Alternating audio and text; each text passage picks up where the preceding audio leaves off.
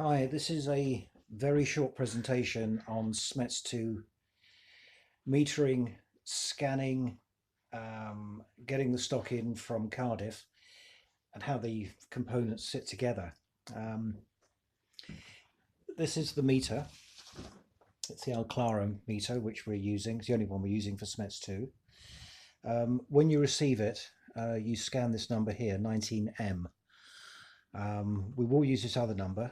This is known as an ESME, but when I meet you to do the one-to-one training, it'll all make sense when we log into the DCC gateway and you put both these numbers in.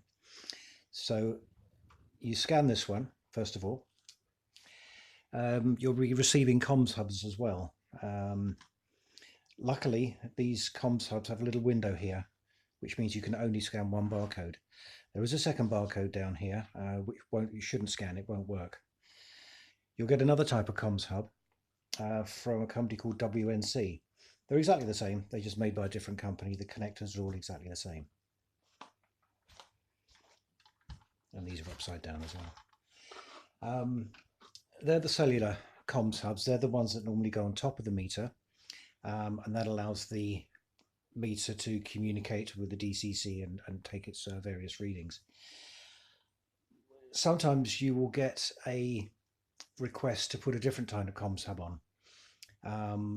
Normally that will be done by the office when they do their pre-visit check, when they check the signal strength. That kind of comms hub is called a SKU2, cellular and mesh. These are slightly different, they're slightly thicker. Again, this is the only number that's scanned. Unfortunately, it's so deep in the box, you're going to have to take the whole comms hub out of the box to scan it and put it back in again. But again, please don't scan the bottom one because it's wrong and it won't work. You'll also be receiving these things. This is a T1 and this is a T2. They're basically bigger versions of each other. T2 is basically a high gain aerial. You've got exactly the same in the box with the other one.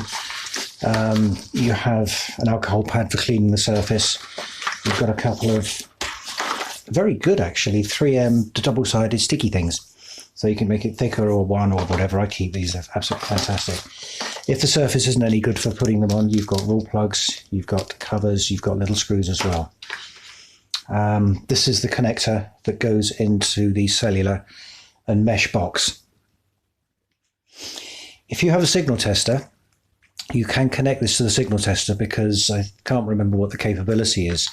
But say, for instance, the signal is coming up as 5. A T2 will increase the signal by up to 10, so that'll put it up to 15. So these will find signal where others won't. They're very good aerials.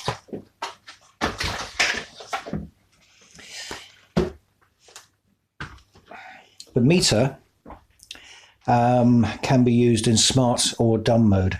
These are the Alclaras, the ones that we use. Probably mentioned that before. They've got a little cover on the top here. If you take the cover off, if you want to screw it properly, that is, you'll find just some slots where the comms hub goes on top.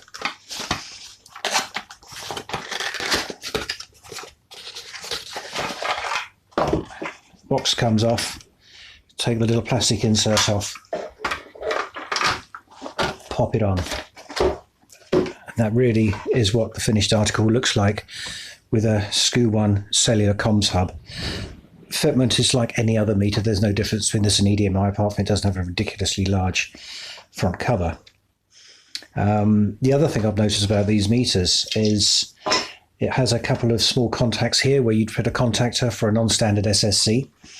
What doesn't seem to have is a little map on the back. Most of these meters covers have got a little map that tell you which the TD2, TD4 connector is, or which ones do contact and which ones do other. This doesn't for some unknown reason. But at the moment, we're only fitting single rate 393s. So at the moment, it's not an issue. I'm sure it'll come to light in the fullness of time.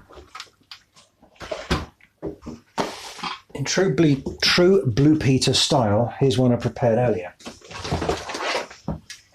And this is a comms and cellular a cellular and mesh hub connected to a T2. There's just a little contact here. It screws into there. That's what it looks like. I did one of these the other week. It stuck very nicely to a wooden surface. Those 3M double-sided tape things are absolutely fantastic, so no issues there. When you receive a delivery, the comms hubs get scanned, the meter gets scanned on the number, which is 19M or 20M. You will also have to scan in your T1 and T2 aerials. They're not scanned individually.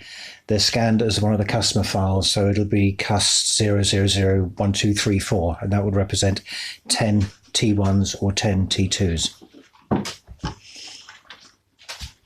Also, you'll receive this, a Smets 2 dummy SIM cards. Very nice laminated file. With Smets 2, you're still completing jobs within MMS. So you're still putting the meter serial number. In this case, it's the 19M number. You will have to put a modem number in, which again will be this number here. This number is notoriously difficult to read. The meter number is a little bit better, the character is a little bit larger. But these are an absolute pig. I cannot emphasize how many errors have been made through user error. The 6s and 8s on this look exactly the same. So when you're fitting one of these meters, really good practice just to photograph this and then expand it on your phone so there's absolutely no chance of making a mistake. Because you probably heard me say with Smets 2 before, when it works fine, it's absolutely fantastic. It'll fly through in seconds. When it goes wrong, that's the rest of your day gone, because it just takes forever to rectify any faults. So if we can minimize the error rate, then that would be absolutely fantastic. Back to MMS. This is the number we're putting on MMS for the new meter. The SKU1 or SKU2 number goes in where the modem is, and there'll be a SIM number as we put a SIM number at the moment, you know, the 8944, blah, blah. This is where this comes in. On the back of this, you'll find a load of SIM card numbers, dummy SIM cards. We put this in the SIM card slot, although these are sort of coming up with asterisks before and after. Can you see that? No, focus, you better. Just put in the SMTS2 number and dash the number afterwards. The asterisks don't need to go in there. It'll come up as an error. To be honest, that's pretty much I really want to cover for the equipment you'll be working with, how to enter it into MMS and how to log it into your stock. When I come and see you guys individually, I'll show you how to put it into the DCC gateway to look for the sort of pre-visit checks that we need to do, or we need to make sure have been done before we can progress. The WAN checks, which deal with the network side of it, as in, you know, the O2 signal and what have you. And actually putting it through, commissioning it, and which buttons we press. There's a sequence of buttons we have to press here when we're told we're ready to commission or pair these meters. I'll go through those on site. It's probably a lot easier and less confusing. I've tried to keep this short and simple, just to sort of, so you can see the kind of equipment we're dealing with and what you'll be working with in the coming months and years. Anyway, thank you very much for your time. Any problems, any questions, please give me a call. Thank you.